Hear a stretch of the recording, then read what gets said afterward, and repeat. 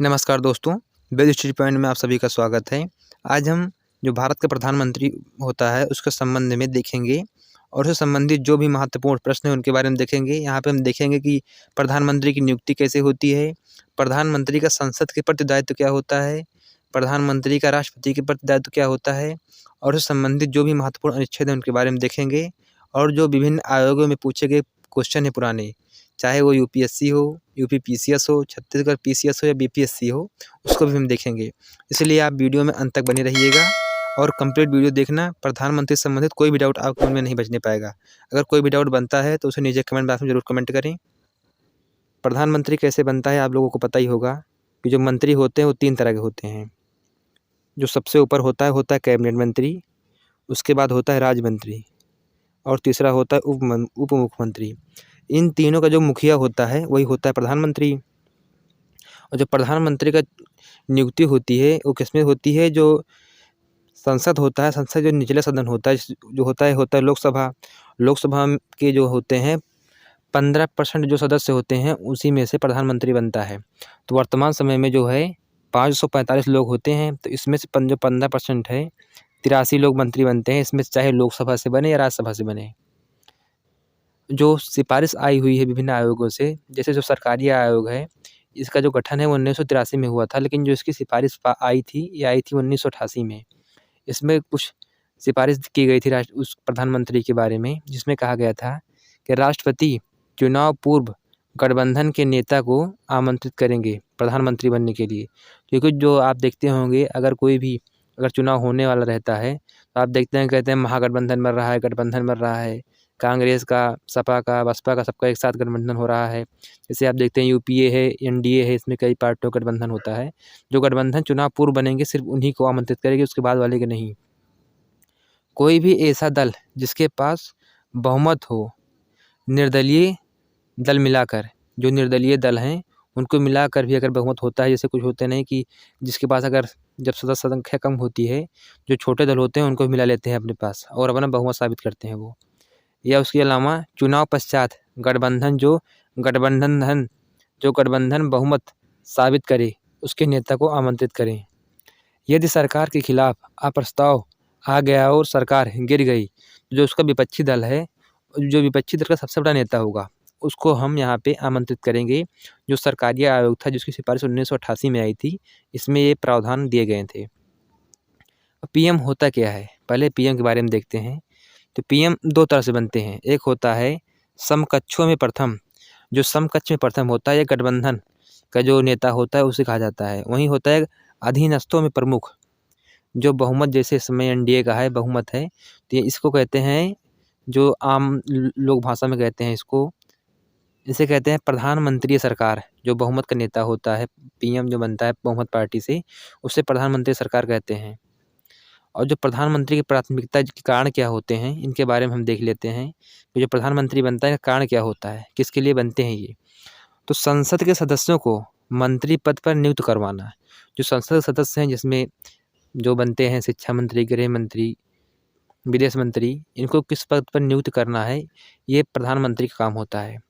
उन्हें मंत्रिपरिषद में और मंत्रालय, जो विभिन्न आयोग, जो विभिन्न विभाग आवंटन कराया जाता है और उनके जो कार्य निष्पादन होता है उनकी जांच करना।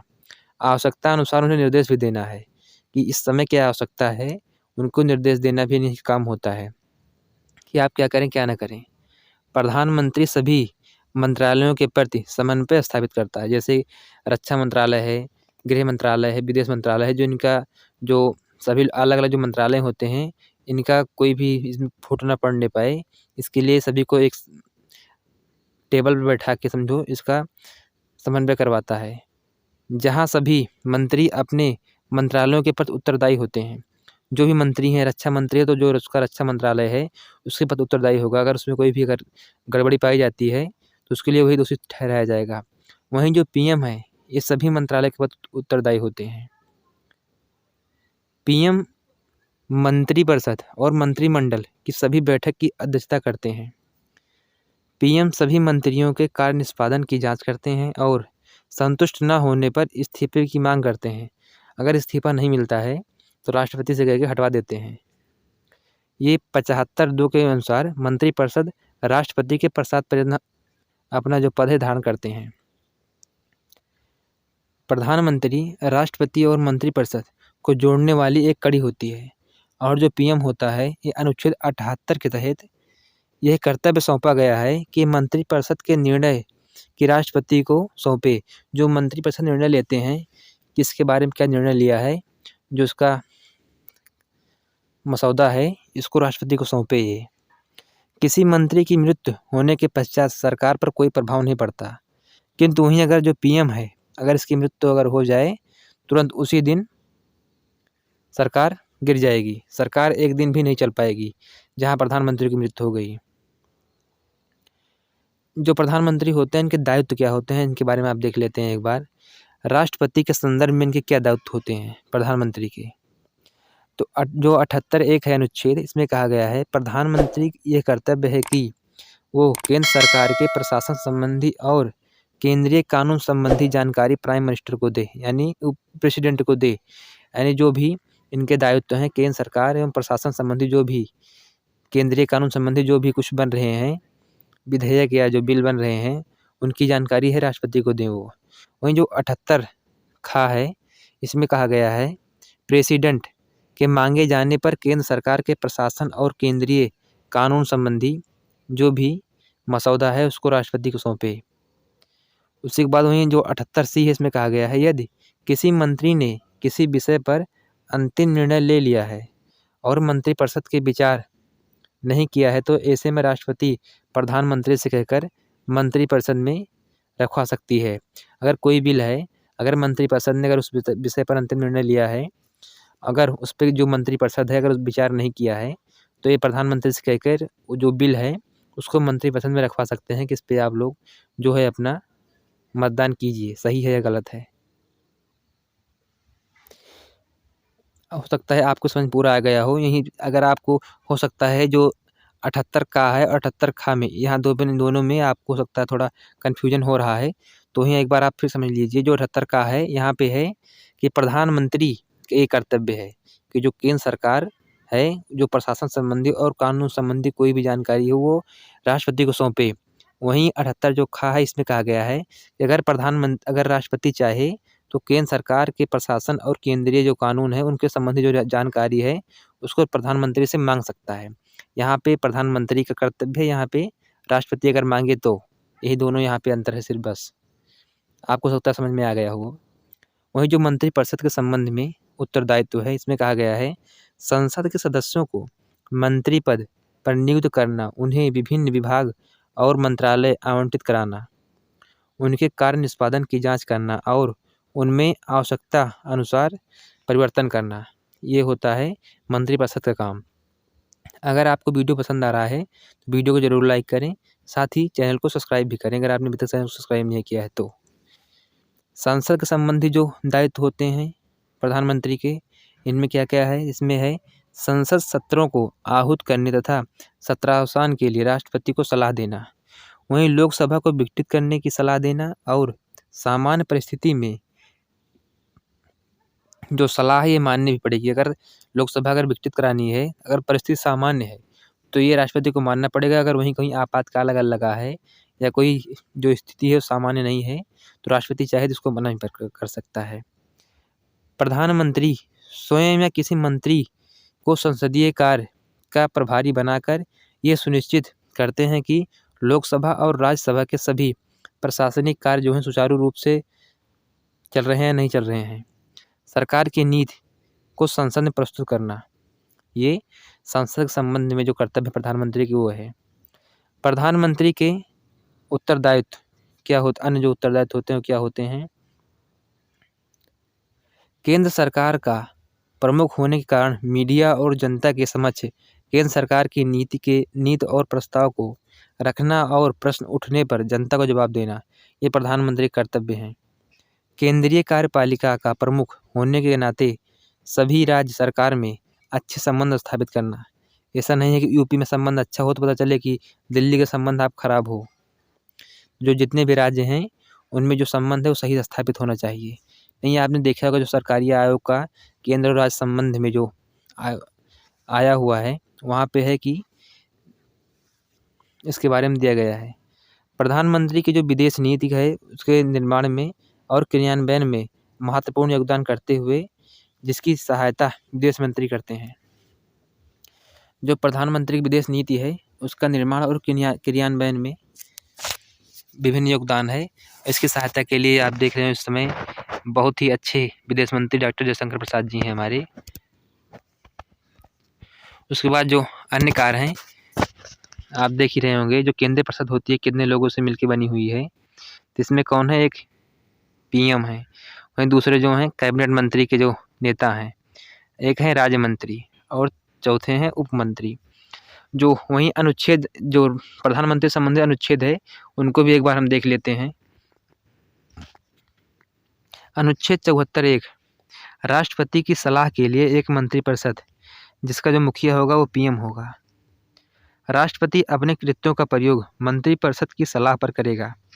ये 42वां संविधान संशोधन 1976 के माध्यम से दिया गया है।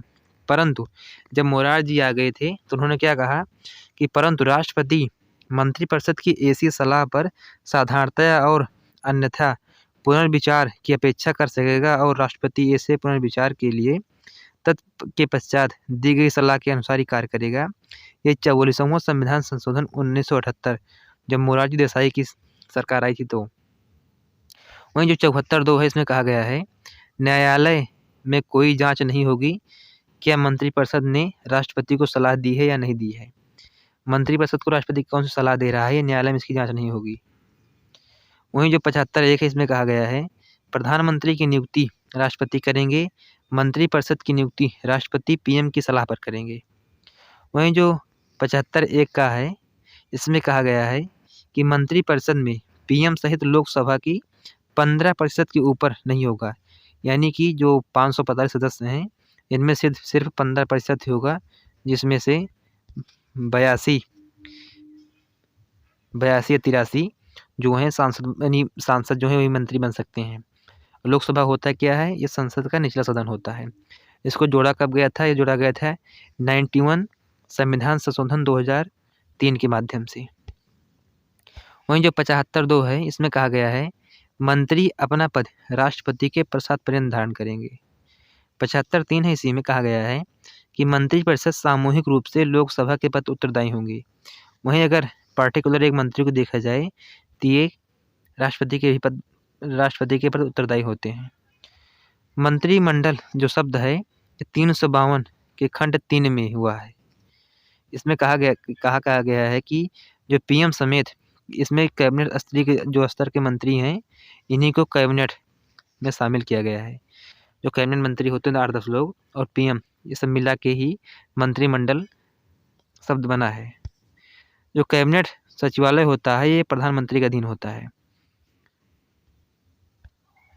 वहीं 75(5) में दिया गया है कोई मंत्री निरंतर बिना किसी सदन के सदस्य नहीं रह सकता, तब मंत्री पद समाप्त हो जाएगा। जब तक वो अगर कोई भी मंत्री अगर 6 माह तक बिना सदन के सदस्य है तो उसका जो पद समाप्त कर दिया जाएगा। अगर उसको आगे भी रहना है तो किसी न किसी लोकसभा क्षेत्र से उसको चुनाव लड़के जीतना पड़ेगा या राज्यसभा का कोई सदस्य बन जाए वो हासिल हो जाएगा, उसका पद फिर बना रह जाएगा। अभी तक आपने जो प्रधानमंत्री से संबंधित जो थ्योरी थी उसको देखा है, प्रधानमंत्री के दायित्व क्या होते हैं और जो इसका अनुच्छेद महत्वपूर्ण उसके बारे में देखा है। अब हम इससे संबंधित जो पुराने आयोग में क्वेश्चन आए हुए हैं उनके बारे में हम देखेंगे। अब जो पहला क्वेश्चन है इसमें कहा गया है सही उत्तर का चुनाव कीजिए। संघ की कार्यपालिका शक्ति प्रधानमंत्री में निहित होती है, तो इसको आपने देखा होगा। जो संघ की कार्यपालिका शक्ति होती है राष्ट्रपति में निहित होती है। प्रधानमंत्री की जो नियुक्ति है ये राष्ट्रपति के द्वारा की जाती है, तो इसको आपको पता ही होगा कि ये अभी आपने देखा है ये सही है। प्रधानमंत्री मंत्रिपरिषद का प्रधान होता है। अभी आपने देखा होगा कि जो मंत्रिपरिषद का मुखिया होता है वो प्रधान होता है, वही प्रधानमंत्री होता है। यह आवश्यकता नहीं है कि नियुक्ति के समय प्रधानमंत्री संसद के किसी सदन का सदस्य होगा। ये बात भी सही है। अगर वो चाहे तो 6 माह तक बिना किसी सदन का सदस्य रहे भी वो प्रधानमंत्री रह सकता है। अगर उसको आगे भी रहना है तो उसे किसी न किसी सदन का सदस्यता हासिल करनी पड़ेगी। इसको अभी आपने देखा था अनुच्छेद 75(5) के तहत। तो यहाँ पे आप देख सकते हैं कि यहाँ पे ऑप्शन नंबर सी सही है। 2, 3 और 4 ये पीसीएस मेंस 2011 में आया हुआ है। जो इसकी व्याख्या है आप देख सकते हैं यहाँ पे कि संविधान का जो अनुच्छेद है 53(1) के अनुसार संघ की जो कार्यपालिका शक्ति है वो राष्ट्रपति में निहित होती है और वो इसका प्रयोग संविधान के अनुसार स्वयं या अपने अधीनस्थ अधिकारियों द्वारा करेगा। वहीं जो 74(1) है इसमें कहा गया है प्रधानमंत्री मंत्रिपरिषद का प्रधान होगा। वहीं जो अनुच्छेद 75(1) है इसमें कहा गया है प्रधानमंत्री की नियुक्ति राष्ट्रपति द्वारा होगी। अनुच्छेद जो 75(5) है इसमें कहा गया है, ये प्रावधान दिया गया है कि कोई भी व्यक्ति संसद सदस्य नहीं है तो क्या हुआ, लेकिन वह पीएम बन सकता है यह मंत्रिपरिषद में शामिल हो सकता है, लेकिन 6 माह के भीतर जो है सदस्यता उसे हासिल करनी पड़ेगी। प्रधानमंत्री, भारत के जो प्रधानमंत्री उनके विषय में निम्नलिखित कथन में से कौन सा सही है? इसके बारे में आपको पता है कौन सा सही है। प्रधानमंत्री मंत्रिपरिषद का नाम मात्र का नेता होता है। इसको पता ही होगा कि जो ये कथन है गलत है, क्योंकि जो प्रधानमंत्री है वो मंत्रिपरिषद का सबसे प्रमुख नेता होता है। वो संसद के प्रति उत्तरदायी नहीं होता है। ये भी पता है आपको कि वो संसद के प्रति उत्तरदायी होता है। वो अपने मंत्रियों में से किसी को भी बर्खास्त नहीं कर सकता है। तो आपको पता है कि वो अपने मंत्रियों को राष्ट्रपति के माध्यम से बर्खास्त करवाता है, जिसे चाहिए उसे बर्खास्त कर सकता है वो। प्रधानमंत्री मंत्रिपरिषद का वास्तविक नेता होता है। तो ये जो है ये सही है। ऑप्शन नंबर जो डी है ये सही है। ये यूपी पीसीएस मेंस 2013 में आया हुआ है। इसका जो व्याख्या है उसको आप देख सकते हैं। जो प्रधानमंत्री होता है ये 74(1) के तहत स्पष्ट है कि राष्ट्रपति की सहायता और सलाह के लिए एक मंत्रिपरिषद होगी जिसका प्रधान प्रधानमंत्री होगा। राष्ट्रपति अनिवार्यतः ऐसे व्यक्ति को प्रधानमंत्री नियुक्त करता है जो उस सदन का नेता हो, लोकसभा में उसका बहुमत हो, या ऐसा व्यक्ति जो अन्य राजनीतिक दलों का समर्थन प्राप्त करके लोकसभा में विश्वास मत प्राप्त करता हो। अन्य सभी मंत्रिपरिषद द्वारा प्रधानमंत्री की सलाह पर नियुक्ति किए जाते हैं। वहीं जो 75(3) है इसमें कहा गया है मंत्रिपरिषद प्रधानमंत्री सहित लोकसभा के प्रति सामूहिक रूप से उत्तरदायी होता है। प्रधानमंत्री व्यवहार में राष्ट्रपति के माध्यम से किसी भी मंत्री को बर्खास्त कर सकता है। व्यवहार में प्रधानमंत्री मंत्रिपरिषद का वास्तविक नेता होता है। इसलिए आपको देखा होगा कि यहाँ पे जो ऑप्शन नंबर है वो डी सही है।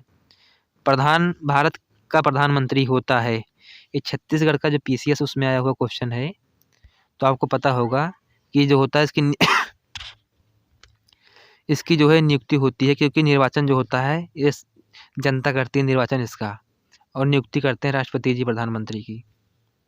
तो आपको पता होगा भारत के जो प्रधानमंत्री होते हैं इसका नियुक्ति होती है। ऑप्शन नंबर डी में सही है, क्योंकि आपने पीछे देखा है यहाँ पे दिया हुआ है अभी पीछे यहाँ पे कि देख सकते हैं मंत्रिपरिषद राष्ट्रपति, आप देख सकते हैं इसको पूरा पढ़ा है।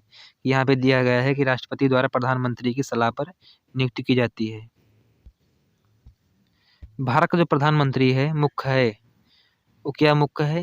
केंद्र सरकार का जो है वो मुखिया है। आपने देखा है इसके बारे में भी। 74(1) के अनुसार से प्रधानमंत्री राष्ट्रपति अपने कृत्यों का प्रयोग करने के लिए इसी सलाह के अनुसार कार्य करेगा। इस प्रकार भारत का प्रधानमंत्री केंद्रीय सरकार व व्यवहारिक प्रमुख होता है। अगला जो क्वेश्चन है ये IAS 2009 में पूछा गया है। इसमें कहा गया है कि निम्नलिखित कथनों पर विचार कीजिए। कैबिनेट सचिव की सलाह पर प्रधानमंत्री द्वारा भारत सरकार के मंत्रालयों विभागों का सृजन किया जाता है। यानी इसमें क्या कहा गया है कि कैबिनेट मंत्री के सलाह पर प्रधानमंत्री द्वारा भारत सरकार के जो मंत्रालय होते हैं और विभाग होते हैं उसका सृजन किया जाता है। हर एक मंत्रालय को प्रधानमंत्री की सलाह पर भारत के राष्ट्रपति द्वारा किसी मंत्री को प्रदान किया जाता है। ये बात सही है, जो भी मंत्रालय होते हैं प्रधानमंत्री की सलाह पर ही राष्ट्रपति के द्वारा किसी भी मंत्री को प्रदान किया जाता है। लेकिन जो वहीं पे पहला नंबर है कि कैबिनेट सचिव की सलाह पर, तो यहाँ पे गलत है। इसलिए यहाँ पे जो ऑप्शन नंबर है बी ये सही है कि जो मंत्री पद है ये प्रदान किया जाता है, लेकिन जो कैबिनेट सचिव मामला है ये गलत है। क्योंकि ये भी आपने पीछे देखा होगा, जो कैबिनेट सचिव हैं और कैबिनेट सचिवालय जो प्रमुख होता है, जो कैबिनेट सचिव होता है सचिवालय का प्रमुख होता है। जो सिविल अधिकारी होता है एक IAS में जो प्रमुख होता है, मंत्रालयों को विभिन्न गतिविधियों के बारे में एवं कार्य संचालन संबंधी जो नियम है जानकारी प्रदान करता है, इसका कार्य होता है। भारत सरकार कार आवंटन नियम 1961 के तहत सरकार के मंत्रालय एवं विभाग राष्ट्रपति द्वारा प्रधानमंत्री की सलाह पर सृजित किए जाते हैं। राष्ट्रपति द्वारा प्रधानमंत्री की सलाह पर भारत के राष्ट्रपति द्वारा किसी मंत्री पद की नियुक्ति होती है तथा मंत्रालयों विभागों का जो है बंटवारा होता है। तो आपने देखा होगा कि जो भारत सरकार कार है इसके लिए नियम बनाया गया है वो 1961 के तहत ही मंत्रालय विभाग का जो है ये सृजन किया जाता है। वहीं जो अगला क्वेश्चन है, संसदीय शासन में वास्तविक कार्यपालिका शक्ति किसके पास होती है? तो आपने देखा होगा ये होती है प्रधानमंत्री के पास। ये जो राष्ट्रपति होता है हमारा वो नाम मात्र का ही नेता होता है। उसके बाद जो अगला क्वेश्चन है इसे है राष्ट्रपति भारत सरकार का कार्य अधिक सुविधापूर्वक किए जाने के लिए और मंत्रियों में उक्त कार्यों के आवंटन के लिए नियम बनाएगा। भारत सरकार की समस्त कार्यपालक कार्यवाहियाँ जो है वो प्रधानमंत्री के नाम पर ही की जाएंगी। तो ये आपने देखा होगा जो कार्यपालिका जो कार्यवाहियाँ होती हैं वो राष्ट्रपति के नाम पर होती हैं, लेकिन करता कौन है? प्रधानमंत्री करता है। यहाँ पे जो ऑप्शन नंबर ए है यही सही है और जो ऑप्शन नंबर बी है ये गलत है। तो जो अगला क्वेश्चन है, प्रधानमंत्री की नियुक्ति के समय समकक्ष में जरूरी नहीं कि वो संसद के दोनों सदनों में से एक का आवश्यक रूप से सदस्य हो, परंतु उसे 6 माह के अंदर आवश्यक रूप से दोनों में से एक सदन का सदस्य होना चाहिए। जरूरी नहीं कि वो सदन के दोनों सदनों में से एक का आवश्यक रूप से सदस्य हो, परंतु उसे 6 माह के अंदर लोकसभा का सदस्य होना चाहिए। संसद के दोनों सदनों में से एक का आवश्यक रूप से सदस्य होना चाहिए। आवश्यक रूप से लोकसभा का सदस्य होना चाहिए, ये कहीं पे नहीं दिया गया है कि आवश्यक रूप से लोकसभा का होना चाहिए, आवश्यक रूप से सदस्य होना चाहिए किसी भी सदन का, या आवश्यक रूप से 6 माह के अंदर लोकसभा का ही बनना चाहिए और राज्यसभा का भी बन सकता है। परंतु जो वहाँ पे आप ऑप्शन नंबर 1 है ये सही है यहाँ पे, क्योंकि आप देख सकते हैं कि 75(5) में दिया गया है कि 6 माह के अंदर वो कहीं का भी सदस्य बन सकता है। तो जो अगला क्वेश्चन है, भारत के प्रधानमंत्री के संबंध में कौन सा कथन सही है? यहाँ पर भी यही है, हमें लगता है संसद के दोनों सदनों के सदस्यों में से अपने प्रधानमंत्री का चयन करने के लिए स्वतंत्र हैं। इस विषय में भारत के राष्ट्रपति के साथ उचित परामर्श करके अपने मंत्रिमंडल के सहयोगी का चयन कर सकता है। अपने मंत्रिमंडल में मंत्री के रूप में कार्य करने के लिए व्यक्तियों का चयन करने में पूर्णतः स्वविवेक का प्रयोग करता है। अपने मंत्रिमंडल में सहयोगियों का चयन करने में सीमित शक्ति रखता है, क्योंकि स्वविवेक प्रयोग की शक्तियाँ भारत की सरकार जो है उसमें निहित होती है। तो जो भारत का प्रधानमंत्री है अपने मंत्रिमंडल में मंत्रियों के रूप में काम करने के लिए व्यक्तियों का चयन करने में पूर्णतः जो है स्वविवेक की शक्ति को अपनाता है। इसलिए जो यहाँ पे ऑप्शन नंबर सी है ये सही है। आपने प्रधानमंत्री के बारे में पूरी कंप्लीट वीडियो देखी है, जिसमें आपने जो अनुच्छेद महत्वपूर्ण है उनको भी देखा है, प्रधानमंत्री की शक्तियाँ क्या होती हैं, दायित्व क्या होता है, और जो महत्वपूर्ण प्रश्न थे संबंधित विभिन्न आयोगों पूछे गए उनके बारे में देखा है। अगर आपको वीडियो पसंद आया हो तो वीडियो को लाइक करें, साथ ही हमारे चैनल को सब्सक्राइब करें, अपने दोस्तों में भी शेयर करें। धन्यवाद।